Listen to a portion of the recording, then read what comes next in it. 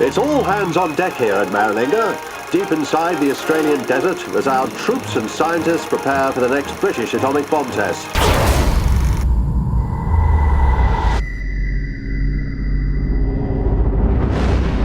If I were you, I'd steer clear of Maralinga for the rest of your lives. It's a story that a lot of Australians, myself included, kind of knew bits about, but possibly didn't know the full story. I think sort of older generations know a little bit about Maralinga, but not a lot. The damage that the nuclear bomb testings were doing was just covered up. Paranollias. And we both know there are people out here. Depends on how the Constitution defines people. When Menzies handed over this land and said there is no one out there, it's just fauna and flora, the Aboriginal people didn't even get a look in. I heard a lot of stories about it, and the documentary came out and saw these people were having infected eyes. Putting people at risk, taking their lives, acting arbitrarily and with no regard to life. Peter and Vincent and Tanya have approached it in a way that is sort of surprising, and I think will be quite, people, it's unexpected, and also ultimately quite entertaining. When one country allows another country to drop atomic bombs on it, there is an inherent madness in that. And one of the ways of expressing madness that's both dramatically effective and entertaining is to have an element of satire in it. Dalgleish here is taking me on an inspection tour of the perimeter. Yes, sir. The entire perimeter? Time permitting. You do know, sir, that this facility in actual land size is bigger than the United Kingdom? Oh, it's a big job then. It would be entirely appropriate to tell this story without a satirical element, but that could be really sad. And monotonal. We decided to go another way, and that's certainly been my bent in the past, is to inject that sense of humour, albeit black, into the project. And I think Buffalo's all the better for it. Cool. Theo, what can I do for you? It's not another little rash, is it? We're telling a fictionalised story which has all of the great kind of TV movie making elements and surreal moments and crazy kind of satirical drama. It's not hitting people over the head. It's a story that's thrilling because it's a thriller. It's a political thriller, a spy thriller.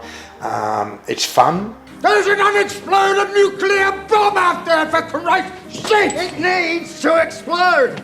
It very much starts as a very dark political satire. It's very funny. You wanted to buy some time by bringing forward a nuclear test.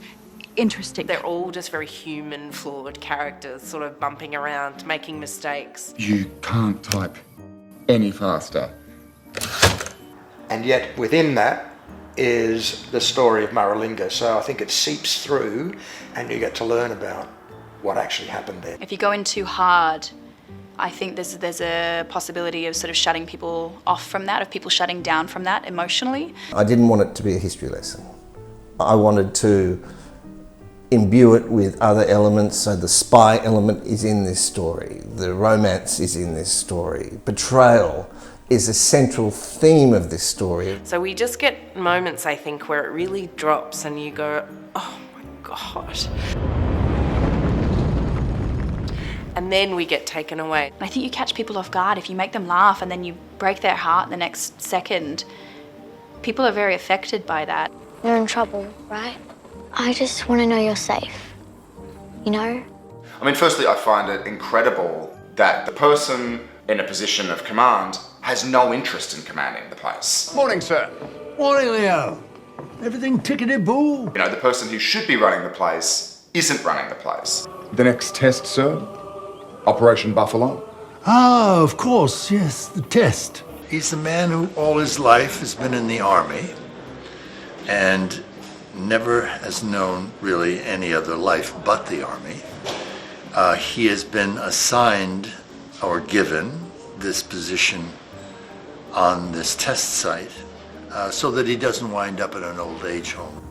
Actually, you know, really just a crater, isn't it? Or am I missing something?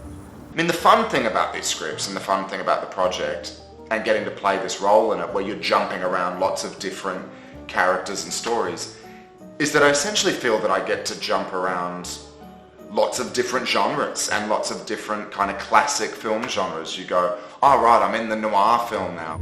Christ. Or, oh right, I'm in this sort of kind of, you know, the romantic kind of screwball comedy now. You know, I get to jump around lots of things, and that's a lot of fun. A balloon landed in his backyard, covered in muck. Got all these gadgets on it, he says. Gadgets? You know, the horrors of what's going on, as Leo sort of discovers them for himself, the audience discover it. So it sort of gets darker as it goes along. This isn't my area. Not your area? How long have you been at Maralinga? That balloon has travelled through an atomic bomb plume. I wouldn't go near the thing myself without gloves, a mask, boots, and a suit. In regards to what they were doing with a lot of the troops, in, you know, dropping bombs and then sending people into the area, getting them to crawl.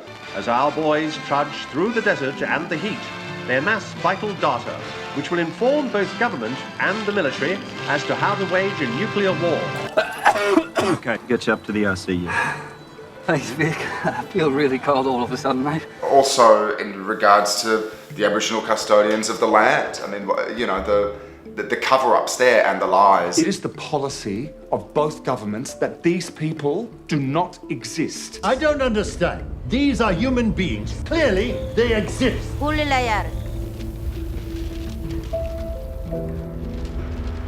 didn't know it was the nuclear bomb, something that they tested there. We were all amazed. We thought it was just a cloud. It was something magic that they'd done. I think what people will really get out of the show is that they will get a great insight into a moment in Australian history that not many people know the full details of. Is there something that I ought to know about Maralinga? That is filled with rich, complicated characters and political intrigue, and it's all told in a way that is very fast-paced and ultimately very thrilling.